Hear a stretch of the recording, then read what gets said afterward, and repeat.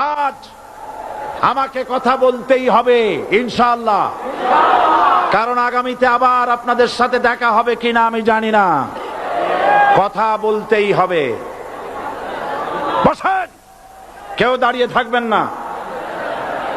আমি দেখতে পাচ্ছি বাংলাদেশের ভাগ্য আকাশে উত্তর গগনে কালো মেঘ জমা হয়েছে। ঝড়ের পূর্বাভাস লক্ষ্য করছি। যদি মোকাবেলা করতে না পারেন সক্ষম ভাবে, এমন অন্ধকার গাঢ় কালো অমাবস্যার রাত আসতে পারে যার সুবে সাদেক হওয়া অসম্ভব। সুতরাং আপনারা কি কাপুরুষের মতো কাফের মুশরিকদের গোলামি করে মরতে চান? বিড়ালের মতো 500 বছর বেঁচে থাকার কোনো লাভ নাই। সিংহের মতো 1 ঘন্টা বাঁচতে চাই। আমাদেরকে বলা হয় সাম্প্রদায়িক উস্কানিমূলক কথা নাকি আমি বলি। পত্রপত্রিকা দিছে না তারা? সাম্প্রদায়িক উস্কানি কথা, সাম্প্রদায়িক উস্কানিমূলক কথা বলি। সেই জন্যই বোধহয় শত শত মুসলিম আমাদের কাছে এসে মুসলমান হয়। মানুষে আর বোকা বানানো যাবে না। যাবে কি? আর বোকা বানানো যাবে? তারপর বলছে কি? এরপরে বলছে আমাকে বলছে রাজাকার। শুনে রাখো চট্টগ্রামের লক্ষ লক্ষ জনতা, পার্লামেন্টে যখন আমাকে এই কথা বলা হয়েছিল, আমার পার্লামেন্টের কলিগ জাফরুল্লাহ চৌধুরী সাহেব বসে আছেন এখানে। হ্যাঁ, জাফরুল ইসলাম চৌধুরী বসে আছেন পাশে। প্রধানমন্ত্রী সুদ্ধা, অন্তত 3 শতাধিক পার্লামেন্টের সম্মানিত সদস্যরা সেদিন বসা। 1997 সনের বাজেট বক্তৃতা যখন আমি করতেছিলাম, ডক্টর কুদরতে খোদা, নাম রাখছে কুদরতে খোদা, আসলে গজবে খোদা। এ লোকটি নাস্তিক, ইসলামের চূড়ান্ত দুশমন।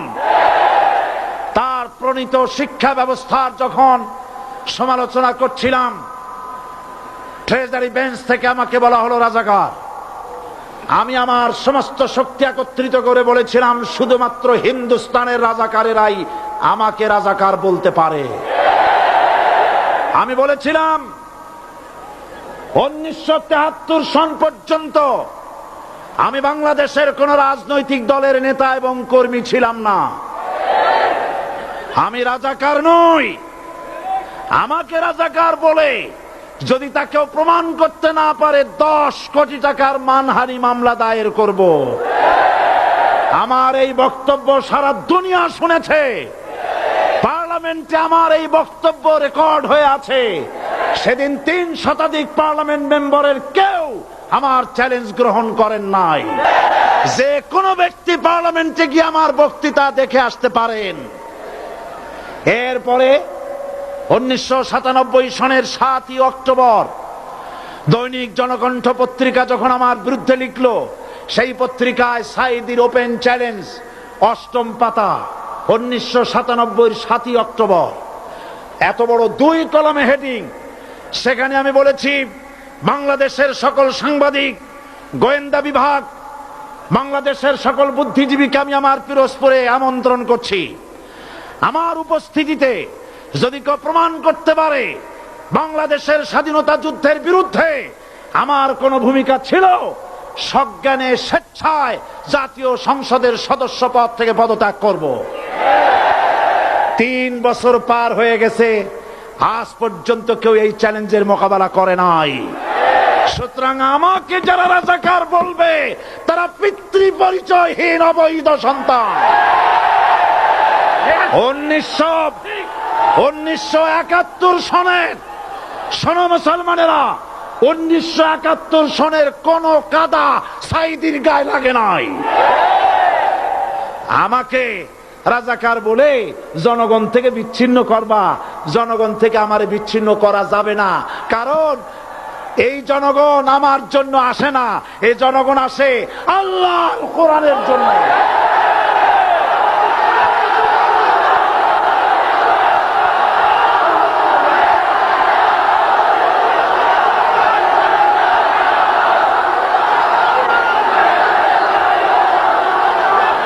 আজকে আর যারা ইসলামের কথা বলে, তারাই রাজাকার, তারাই মৌলবাদী। মৌলবাদী বললে আমরা অসন্তুষ্ট হই না, কারণ মৌলবাদী শব্দটা আসছে মূল থেকে। মৌল শব্দ এসেছে মূল থেকে। মূলবাদী তার মানে যারা মূলে আছে। মূল হলো কোরআন, মূল হলো হাদিস, মূল হলেন আল্লাহ, মূল হলেন আল্লাহ রসুল। আমরা আছি মূলে। এখন বলেন তো মূলের শক্তি বেশি না আগার শক্তি বেশি? আমাদের যারা মৌলবাদী বলে ওরা হলো আগাবাদী। মূলে আছে কত কোটি? 12 কোটি। মূলে আছে কত কোটি?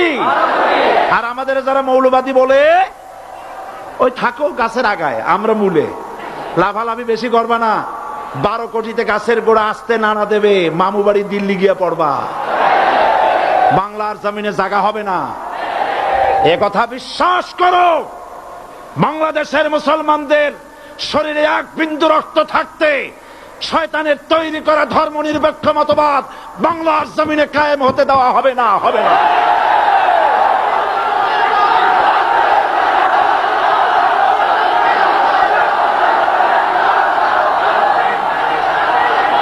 রাসূল করিম সাল্লাল্লাহু আলাইহি ওয়াসাল্লাম কোরআন প্রতিষ্ঠার জন্য আন্দোলন করেছিলেন। আয়াতুল কুরসি আমাদের সে কথাই শিখেছে।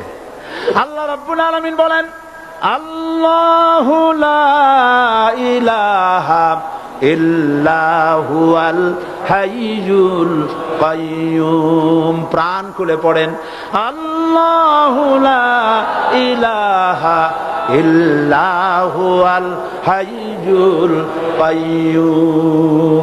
আল্লাহ হচ্ছেন তিনি যিনি ছাড়া কোনো ইলাহা নাই, আইনদাতা নাই, বিধানদাতা নাই। আমরা মানুষের তৈরি করা আইন মানি না। 12 কোটি মুসলমানের দেশে আইন তৈরি করবে মানুষ, আমরা মানব না। পার্লামেন্টে তৈরি হতে হবে কোরআন দিয়ে, পার্লামেন্টে আইন তৈরি হতে হবে কোরআন দিয়ে। সুতরাং ভয় যতই পান আর যতই ষড়যন্ত্র করেন, 4 দল যখন একত্রিত হয়েছে, ঐক্যবদ্ধ থাকবে, সরকার ঐক্যবদ্ধভাবে গঠন হবে, নির্বাচন ঐক্যবদ্ধভাবে হবে এবং কোরআন হবে, আল কোরআনের পার্লামেন্ট হবে বাংলাদেশে।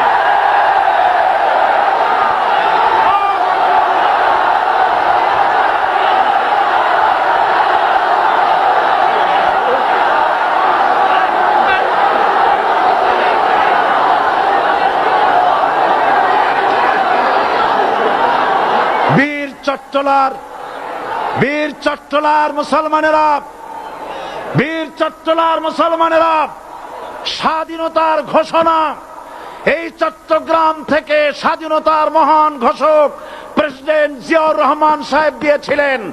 এই চট্টগ্রাম থেকেই ইসলামী রাষ্ট্রের ঘোষণা হবে।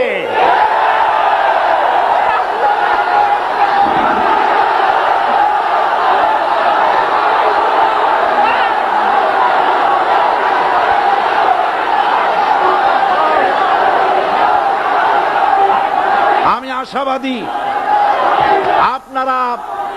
আপনারা অবশ্যই তা পারবেন।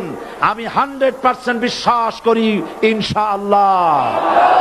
কারণ যে ষড়যন্ত্রের মোকাবেলা করে স্থানীয় রাজনৈতিক দলের নেতৃবৃন্দ কোরআনের মাহফিল সিনায় এনেছেন, আমি প্রথম দিনই বলেছি চট্টগ্রাম তাফসিরুল কোরআন মাহফিল কোন রাজনৈতিক দলের প্রতিনিধিত্ব করে না। এটা কোন জামাত শিবিরের একক সম্পদ নয়, এটা চট্টগ্রামের মুসলমানদের কলিজার টুকরা তাফসিরের মাহফিল। সুতরাং এই মাহফিল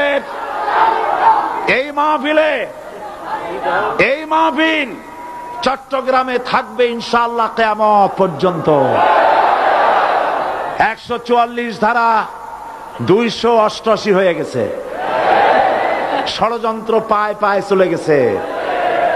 আমি ওই সব ছেলেদের বলি, সরকারি দলের ছাত্র হইয়া মুসলমানদের বিপক্ষে যাইও না। এদেশে